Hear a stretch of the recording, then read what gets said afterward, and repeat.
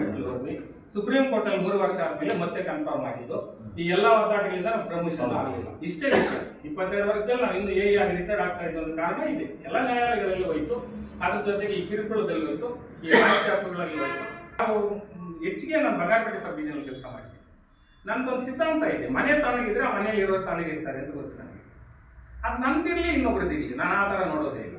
Sub division ಸಮಸ್ಯೆ ಬಂದರೆ ನನ್ನ ಸಮಸ್ಯೆ ಅಂತ ತಗೊಳ್ತೀನಿ. ಇರೋರು ಯಾರನ್ನ ಇರ್ಬೋದು, ಯಾವ ಇಂಜಿನಿಯರ್ ಆದರೂ ಇರ್ಬೋದು, ಅದು ಯಾರ್ದನ್ನ ಇರಲಿ, ಅದು ಯಾವ ಸೆಕ್ಷನ್ ಅಲ್ಲ ಪ್ರಾಬ್ಲಮ್ ಆಗಿಲ್ಲ. ಫಸ್ಟ್ ನಾನು ಸಾಲ ಮಾಡೋದನ್ನ ರಾತ್ರಿಯಲ್ಲಿ ನಿದ್ದೆ ಕೆಟ್ಟಾದರೂ ಮಾಡ್ತೀನಿ. ಎಂಥ ಅಗ್ನಿ ಪರೀಕ್ಷೆಗಳೆಲ್ಲ ಎದುರಾಕೊಂಡು ನಾನು ಸಾಲ ಮಾಡಿದ್ದೀನಿ. ಇಲ್ಲಾಂದ್ರೆ ಸುಮಾರು ಜನ ಜೈಲಿಗೆ ಹೋಗಿರೋರು ಬಂಗಾರಪೇಟೆ ಸಬ್ ಡಿವಿಷನ್. ಇವತ್ತು ರಾಜೇಶ್ ಅಮ್ಮನ್ಬಾವಿ ಸಾಹೇಬರಿಗೆ ಪ್ರಮೋಷನ್ ಆಗ್ತಾ ಇಲ್ಲ ಅಂತ ಒಂದು ಸನ್ನಿವೇಶ ಎದುರಾಗಿದೆ. ಅದನ್ನು ಕೂಡ ನಾನು ಸಾಲ್ವ್ ಮಾಡಿದ್ದೀನಿ. ಲೋಕಾಯುಕ್ತದಿಂದ, ACB ಇಂದ ಅದು ಯಾವುದೇ ಬರಲಿ, ಆ ಸಬ್ ಡಿವಿಷನ್ ಉಳಿಸೋ ಕೆಲಸ ನಾನು ಮಾಡಿದ್ದೀನಿ. ಅದರಲ್ಲಿ ಸ್ಮಾಲ್ ಇಂಜಿನಿಯರ್ ಆ ರೀತಿ ಇರಲಿಲ್ಲ. ಅದನ್ನೇ ಅವ್ರ ಹೆಸರಿಗೆ ಹೇಳೋದು ಬೇಡ, ಒಳ್ಳೆಯ ಸಂದರ್ಭ ನಾನು ಹೇಳೋದಿಲ್ಲ. ಸೊ ಹಾಗಾಗಿ ಯಾವತ್ತೇ ಆಗಲಿ ಸಬ್ ಡಿವಿಷನನ್ನು ಚೆನ್ನಾಗಿ ನೋಡಿಕೊಂಡ್ರೆ ಆ ಸಬ್ ಡಿವಿಷನ್ ಕೆಲಸ ಮಾಡೋದು ಗೌರವ ಇರುತ್ತೆ, ಮನಃಶಾಂತಿನೂ ಇರುತ್ತೆ. ಸಾಧ್ಯವಾದಷ್ಟು ಗುತ್ತಿಗೆದಾರ ಕೈ ತುಂಬ ಕೆಲಸ ಕೊಟ್ಟರೆ ನಾವು ಇಂಜಿನಿಯರ್. ಗುತ್ತಿಗೆದಾರ ಕೆಲಸ ಕೊಟ್ಟರೆ ನಾವು ಯಾವ ಇಂಜಿನಿಯರ್, ನಾವು ಯಾಕೆ ಬೇಕು ಸರ್ ಸೊಸೈಟಿಗೆ? ಅವ್ರ ಕೆಲಸ ತಂದು ಕೊಟ್ಟರೆ ನಾವು ಇಂಜಿನಿಯರ್, ಅವ್ರ ಕೆಲಸ ಇದ್ದರೆ ನಾವು ಇಂಜಿನಿಯರ್. ಕೆಲಸನೇ ಇಲ್ಲ ಅಂದ್ರೆ ನಮ್ಗೆ ಯಾರು ಬೆಲೆ ಕೊಡ್ತಾರೆ? ಹಂಗಾಗಿ ಈ ಒಂದು ಪ್ರಮುಖ ಅಂಗ ಯಾವುದನ್ನ ಇದೆ ಅಂದರೆ ಈ ಇಲಾಖೆಗೆ ಯಾವ ಇಲಾಖೆ ಗುತ್ತಿಗೆದಾರರೇ ಸರ್ ಪ್ರಮುಖ ಅಂತ ನಾನು ಹೇಳ್ತೀನಿ. ನಮ್ಮ ಶೇಕಡ 25 ಭಾಗನೇ ಸರ್ ನಮ್ಮ ಜವಾಬ್ದಾರಿ, 75 ಭಾಗ ಅವ್ರದೇ ಅಂತ ನಾನು ಭಾವಿಸಿದ್ದೀನಿ. ಹಂಗಾಗಿ ಪ್ರತಿಯೊಬ್ಬರಲ್ಲಿ ನಾನು ಸರ್ ದಯವಿಟ್ಟು ಅನ್ನೋ ಮಾತಲ್ಲಿ ಕೆಲಸ ಮಾಡಿಸ್ಕೊಂಡಿದ್ದೀನಿ ಸರ್. ನಮ್ಮ ಅಧಿಕಾರ ಅಂತ ನಾನು ಕೆಲಸ ಮಾಡಿಸ್ಕೊಂಡಿಲ್ಲ. ಇಲ್ಲಿರೋ ಗುತ್ತಿಗೆದಾರ ಕೆಲಸ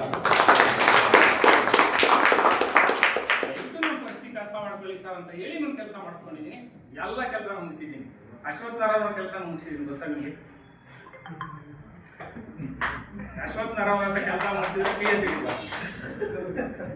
ಅಂತ ಕೆಲಸ ಮುಗಿಸಿದ್ದೀನಿ. ಸೊ ಹಂಗಾಗಿ ನಾನು ಬಹಳಷ್ಟು ಭಾಷಣ ಮಾಡಿದ್ರೆ ಇಲ್ಲ ವಿಷಯ. ಸರ್ಕಾರಿ ಕೆಲಸ ಸಿಗೋದು, ನಿವೃತ್ತಿ ಆಗೋದು ಸಹಜ. ಯಾವುದು ಶಾಶ್ವತ ಅಲ್ಲ ಈ ಭೂಮಿ ಮೇಲೆ, ಯಾವುದು ಶಾಶ್ವತ ಅಲ್ಲ. ಅಧಿಕಾರವೂ ಶಾಶ್ವತ ಅಲ್ಲ, ಆಯುಸ್ಸು ಶಾಶ್ವತ ಅಲ್ಲ. ಇರೋವರೆಗೂ ನಾವು ಪ್ಲೀಸ್ ಸರ್ ಅದನ್ನು ಮಾಡಿದ್ದೀವಿ.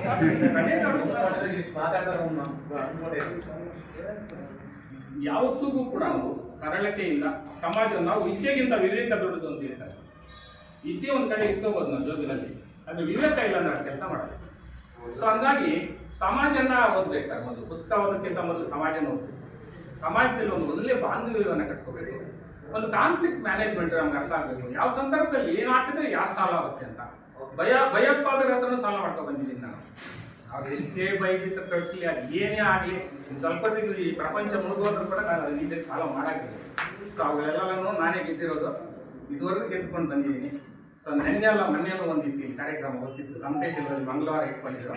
ಅವರೇ ತಂದು ಅದನ್ನು ಅರ್ದು ಬುಟ್ಟಿಗೆ ಹಾಕೋರು. ನಾನೇನು ಸುಮ್ಮನೆ ಬಿಟ್ಟಿಲ್ಲ, ನನ್ನ ಡೆಫರ್ಮೇಷನ್ ಕೇಸ್ ಫೈಲ್ ಮಾಡ್ತೀನಿ ಅಂತ ಹೇಳಿದ್ರು ಅವ್ರಿಗೆ. ನಾನು ಇನ್ನೂ ಹೊರಗಡೆ ಹೋಗ್ತಾಯಿದ್ದೆ, ನನಗೆ ಇನ್ನು ಕೆಲಸ ಇಲ್ಲ. ನಾನು ಹೈಕೋರ್ಟಲ್ಲಿ ಕೂಡ 5 ಕೇಸ್ ಗೆದ್ದಿದ್ದೀನಿ ಇಲಾಖೆ ಬರಬೇಕು. ಯಾರೂ ನಾನು ಸಪೋರ್ಟ್ ಮಾಡಿಲ್ಲ. ಎಕ್ಸಿಕ್ಯೂಟಿವ್ ಕೂಡ ನಾನು ಹೊತ್ತು ಬಂದಿಲ್ಲ. 5 ಕೇಸ್ ನಾನು ವಿನ್ ಮಾಡಿದ್ದೀನಿ. DC ಆಫೀಸಲ್ಲಿ 3 ಕೇಸ್ ವಿನ್ ಮಾಡಿದ್ದೀನಿ. ಅಡ್ವೊಕೇಟ್ ಬಗ್ಗೆ ನೀವೇನು ನೀವೇ ವಾದ ಮಾಡಿ, ನಾನೇ ವಾದ ಮಾಡಿ 3 ಕೇಸ್ ಗೆದ್ದಿದ್ದೀನಿ. ಸೊ ಇಲಾಖೆ ಪರವಾಗಿ ಬಂದಾಗ ಮಾತ್ರ ನಾನು ದುಡ್ಡು ಹೋಗುತ್ತಾ, ನನ್ನ ಸಂಬಳ ಹೋಗುತ್ತಾ ನಾನು ಕೇರ್ ಮಾಡಿಲ್ಲ. ಗೆಲ್ಲಬೇಕು ಅಷ್ಟೇ. ಈ ಥರ ಎಲ್ಲ ಒಳ್ಳೆ ಕೆಲಸ ಮಾಡಿದ್ದು ಸಮಾಧಾನ ಇದೆ, ತೃಪ್ತಿ ಇದೆ ಸರ್. 22 ವರ್ಷದಲ್ಲಿ ನಾನು ಮಾಡಿದಂಥ ಕೆಲಸಕ್ಕೆ ನಾನು ಸಂಪೂರ್ಣವಾಗಿ ಸಂತೃಪ್ತನಾಗಿದ್ದೀನಿ. ನನಗೆ ಇನ್ನೂ ಒಂದು 10 ವರ್ಷ ಬೇಕು ಅಂತ ನಾನು ಅನ್ಸ್ಕೊಂಡಿಲ್ಲ. ಇರುವಷ್ಟು ಕಾಲದಲ್ಲೇ ಒಳ್ಳೆ ಕೆಲಸ ಮಾಡಿದ್ದೀನಿ ಅಂತ ಸಮಾಧಾನವಾಗಿದ್ದೀನಿ. ಅದ್ರ ಬಗ್ಗೆ ಯಾವುದೇ ಇದಿಲ್ಲ. ಇನ್ನೂ ಒಂದು 10 ದಿನ ಇರಬೇಕಂತ ನನಗೆ ಅನಿಸಲ್ಲ. ಬಟ್ ನಾನು ಭಾಳ ಈಜಿ ಸರ್ ಜೀವನ ಮಾಡ್ತೀನಿ. ನನ್ನ ಮನೆ ಊಟ ಬಿಟ್ಟು ಬೇರೆ ಯಾವ ಖರ್ಚು ಇಲ್ಲ. ನನ್ನಂಥ ಸಿಂಪಲ್ ಮನೆ ಊಟ, ಮನೆಯಲ್ಲಿ ಇರುವಂಥ ಬಾಟಲ್ ನೀರು, ಇಷ್ಟೇ ನಾನು ಕೇಳೋದು. ಬೇರೆ ಬಾಟಲ್ ನೀರು ತಗೋತೀನಿ. ಬೇರೆ ಯಾವುದನ್ನು ನಾನು ಬಯಸೋದಿಲ್ಲ. ಬಲವಂತ ಮಾಡಿ ಕೆಲವರು ಊಟ ಕೊಡಿಸಿದ್ದಾರೆ, ಅದನ್ನು ಬೇಡ ಗರವ ನನಗೆಲ್ಲ ತಿಂದಿದ್ದೀನಿ. ಇಷ್ಟೇ ಸರ್. ಅಂದೇ ಬದುಕೋದು ಹೇಗಪ್ಪ ಅನ್ನೋಂಥ ಭಯ ನನಗೆ ಇಲ್ಲವೇ ಇಲ್ಲ ಸರ್. ಸಿಂಪಲಾಗಿ ಜೀವನ ಮಾಡೇ ನೀವೆಲ್ಲ ಇದ್ದೀರಿ, ನನಗೇನು ಸರ್ ಭಯ? ಇವತ್ತಿಲ್ಲ ನಾಳೆ ನಿಮ್ಮ ಹತ್ರ ಬಂದರೆ ಯಾವಾಗ ಇದೇ ಗೌರವ ನನಗೆ ಇರುತ್ತೆ. ನಾನಂತೂ ಬಯಸ್ತೀನಿ ಸರ್. ನಿಜವಾಗ್ಲೂ ನಾನು ಇಲ್ಲಿ ಇಂಜಿನಿಯರ್ ಆಗಿರಲಿ, ಇಲ್ಲೇ ಇರಲಿ, ಸದಾ ನನ್ನ ಹೃದಯದಲ್ಲಿ ನೀವೆಲ್ಲರೂ ಇದ್ದೀರಿ. ನಿದ್ದೆ ಮಾಡುವಾಗಲೇ ಜ್ಞಾಪಕ ಮಾಡ್ಕೊಳ್ತೀನಿ. ನೀವು ಕೊಟ್ಟಂಥ ಕೆಲಸ, ನೀವು ಕೊಟ್ಟಂಥ ಕಿರು ಕಾಣಿಕೆಗಳೆಲ್ಲ ಕೂಡ ನಾನು ಹೃದಯದಲ್ಲಿ ಇಟ್ಕೊಳ್ತೀನಿ. ನನ್ನ ಆಫೀಸಲ್ಲಿ ನನ್ನ ಸ್ಟಾಫು, ಎಸ್ಪೆಷಲಿ ನನ್ನ ಸಹೋದರಿ ರೂಪಾ ಅವರು, ಹೇಗೆ ಸರ್ ಇಂಥವನ್ನೆಲ್ಲ ಮರೆಯೋದು? ಬೇಜಾರಾಗುತ್ತೆ ಸರ್, ತುಂಬ ಬೇಜಾರಾಗುತ್ತೆ ಸರ್. ತುಂಬ ಸಹಾಯ ಮಾಡಿದ್ದಾರೆ ಅವ್ರು ನನಗೆ. ಅವರು ನಾನು ಬೇರೆ ಅಲ್ಲ. ನನ್ನ ನಾಗರಾಜ್ ಇರಲಿ, ನಮ್ಮ ರಾಮಪ್ಪ ಇರಲಿ, ರಾಜಪ್ಪ ಇರಲಿ, ಅವ್ರ ಅಣ್ಣ ತಮ್ಮಂದ್ರೆ ಸರ್ ನನಗೆ. ನಾನು ಆ ರೀತಿ ನೋಡ್ಕೊಂಡಿದ್ದೀನಿ, ಮಕ್ಕಳ ಥರ ನೋಡ್ಕೊಂಡಿದ್ದೀನಿ ಅಂತ. ಆ್ಯಕ್ಚುಲಿ ಯಾವುದೋ ನಮ್ಮ ಸಮಸ್ಯೆ ಬಂದಾಗ ಧೈರ್ಯ ತುಂಬಿದವನೇ ನಾನು. ಗೊತ್ತಿರಲಿ ಗೊತ್ತಿಲ್ಲದೆ ಇರಲಿ ಎಲ್ಲರೂ ಕರ್ಕೊಂಡು ಬಂದದ ನಾವು ಸಾಲ್ವೇಷನ್ ಮಾಡೋದು ನಿದ್ದೆ ಮಾಡೋಣ. ಈ 4 ತಿಂಗಳ ಹಿಂದೆ ನಮ್ಮ ಸಾಹೇಬರು ಬಂದು ಎಡಬಲ್ಲಿ ಅವರು ನನ್ನ ಜೊತೆ ಭಾಳ ಸಹಕಾರ ಮಾಡಿದ್ದಾರೆ. ನನ್ನ ಅಣ್ಣ ತಮ್ಮ ಥರ ಜೊತೆಯಲ್ಲಿ ಇಟ್ಕೊಂಡಿದ್ರು. ಅವರು ನಾನು ಸದಾ ಶಿರೋಣಿ. ಅದೇ ಸಂದರ್ಭದಲ್ಲಿ ನಾವು ರಾಮಮೂರ್ತಿ ಸಾಹೇಬರು ಅಷ್ಟೇ ತುಂಬ ಸರಳ. ಅದು ಬಂದಾಗಲೇ ನಾನು 15 ಎಕ್ಸಿಕ್ಯೂಟಿವ್ ಇಂಜಿನಿಯರ್ ಹತ್ರ ಕೆಲಸ ಮಾಡಿದ್ದೀನಿ. ಸುಮಾರು 14 ಎಡಬಲ್ಲಿಗಳ ಹತ್ರ ಕೆಲಸ ಮಾಡಿದ್ದೀನಿ. ಶಿಡ್ಲಘಟ್ಟ, ಕೋಲಾರ, ಜಲ್ಪಿ, ಬಂಗಾರಪೇಟೆ, ಇಲ್ಲಿ ಒಬ್ಬರ ಹತ್ರ ಒಂದು ಕಲ್ತಿದ್ದೀನಿ. ಅದು ಕೆಟ್ಟದಿದ್ರೆ ನಾನು ತಗೊಳ್ಳೋದು, ಒಳ್ಳೇದು ಮಾತ್ರ ತಗೋತೀನಿ, ಉಳಿದಿದ್ದು ಅವ್ರಿಗೆ ಬಿಟ್ಬಿಡ್ತೀನಿ, ನಾನೇನು ತಗೊಳ್ಳೋದು. ಹಾಗಾಗಿ ಇವತ್ತು ನೀವೆಲ್ಲ ಸೇರಿದ್ದೀರಿ. ದಯವಿಟ್ಟು ಸದಾ ನಿಮ್ಮ ಮನಸ್ಸಲ್ಲಿ ಇದ್ದೀವಿ. ನಾನು ಯಾವತ್ತಿಗೂ ಎಂದೆಂದಿಗೂ ಕೂಡ ನಿಮ್ಮ ಆಫೀಸಿಗೆ ಸಹಕಾರವಾಗಿ ನಿಂತ್ಕೊಳ್ತೀನಿ.